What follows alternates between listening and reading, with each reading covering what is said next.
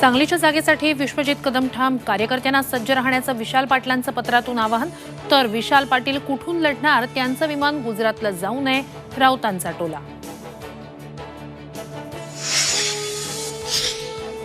कल्याणमधून श्रीकांत शिंदेच महायुतीचे उमेदवार, फडणवीसांकडून शिक्कामोर्तब. श्रीकांत शिंदेंना भाजपकडून विरोध नसल्याचा दावा.